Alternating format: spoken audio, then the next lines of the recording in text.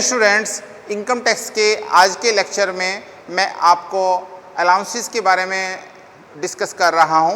What is allowances? When employer paid to employ other than salary in cash called allowances. यानी कि जब employer employ को salary से अलग कैश के रूप में कुछ पेमेंट करता है तो उसको हम अलाउंसेस कहते हैं। These are three types. First, fully exempt allowance. Fully exempt allowance वो अलाउंसेस कहलाते हैं जिन पर कोई भी टैक्स नहीं देना पड़ता, जो कि टैक्स फ्री होते हैं, जैसे convince allowance, foreign allowance, allowance to judges, all allowance from UNA,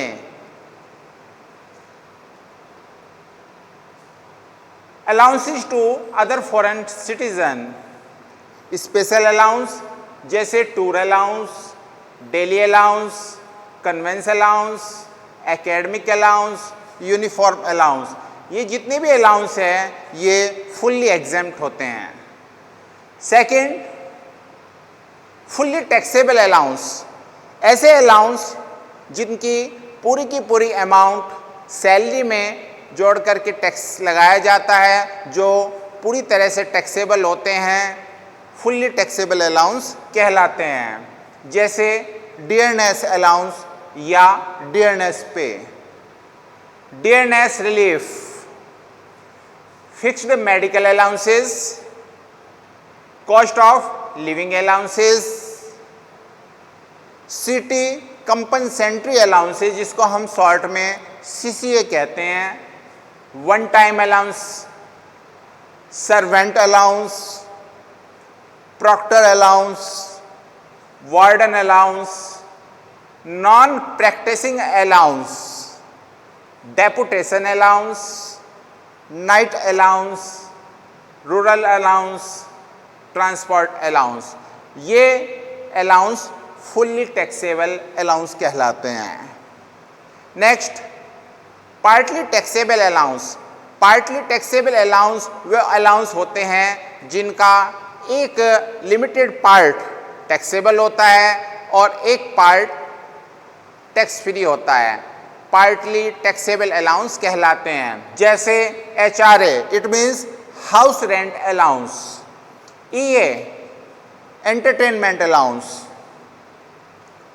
travel allowance, special allowance जैसे education allowance, hostel allowance, composite hill area allowance, allowance to transport company, tribal area allowance etcetera. ये सभी allowance partly taxable allowance होते हैं। अब मैं आपको taxable HRA calculate करना सिखा रहा हूँ। एम्प्लॉयर से एम्प्लॉय को जो हाउस रेंट अलाउंस रिसीव होता है उसका कितना पार्ट टैक्सेबल है और कितना पार्ट टैक्स फ्री होता है। फर्स्ट, इसमें हमारी 3 कंडीशन है।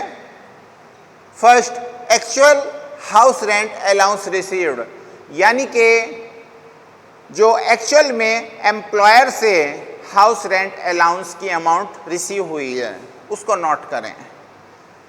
Second, axis rent paid by employer 10% of salary, यानी कि एम्प्लॉय ने जो उसको सैलरी रिसीव हो रही है उसके 10% से ज़्यादा किराया पेड किया है।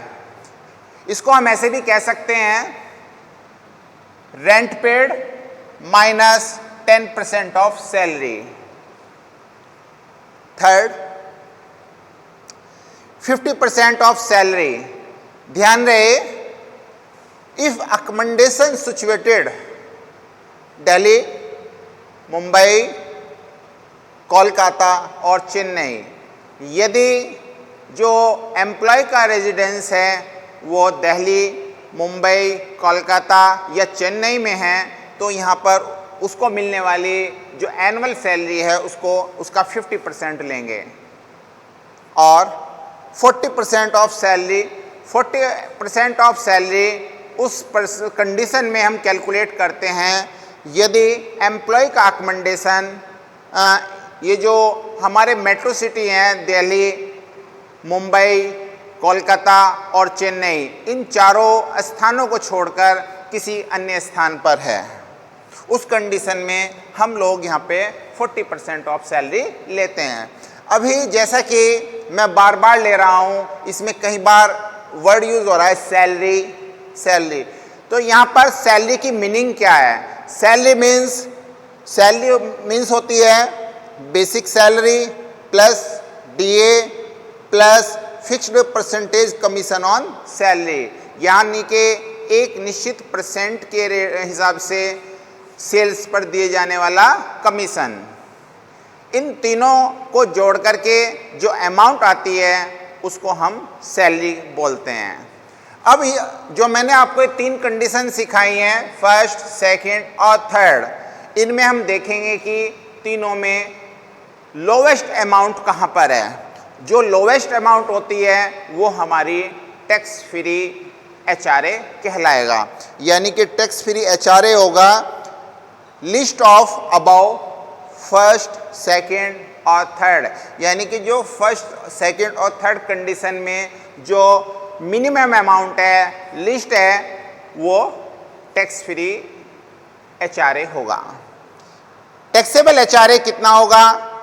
Actual amount received of HRA minus ये जो टैक्स फ्री अमाउंट आई है उसको हम माइनस कर देंगे, बाकी जो अमाउंट बचती है वो टैक्सेबल अमाउंट कहलाएगी। Thank you.